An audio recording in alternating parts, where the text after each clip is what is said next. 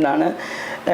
പിന്നെ വേറൊരു pushing factor എന്ന് പറഞ്ഞാൽ എപ്പോഴും ഒരു മനസ്സിലൊരു പേടി ഉണ്ടായിരുന്നു. കാരണം ഹസ്ബൻഡ് ഡോക്ടറാണ്, മക്കൾ അങ്ങനെ അവരുടെ ലൈഫ് സ്റ്റൈൽ ഡിഫറെൻ്റ് ആണ്, സോ എപ്പോഴും ഒരു ഭയം ഉണ്ടായിരുന്നു പറഞ്ഞാൽ എന്തെങ്കിലും ലൈഫിൽ നമുക്കറിയത്തില്ല ലൈഫിൽ നാളെ എന്താ സംഭവിക്കുന്നതെന്ന്. അപ്പോൾ അങ്ങനെ എന്തെങ്കിലും സംഭവിക്കുവാണെങ്കിൽ നമുക്ക് എന്ത് ചെയ്യും, നമ്മളുടെ ലൈഫിൽ നമുക്ക്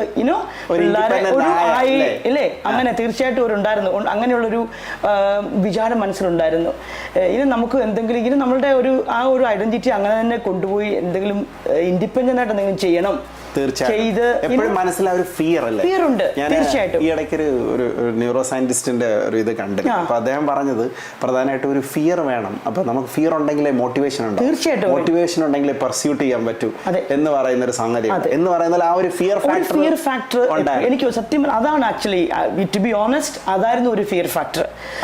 നമുക്ക് അങ്ങനെ തിരിച്ചു പോയി കഴിഞ്ഞാൽ നമുക്ക് എന്തെങ്കിലും നമുക്ക്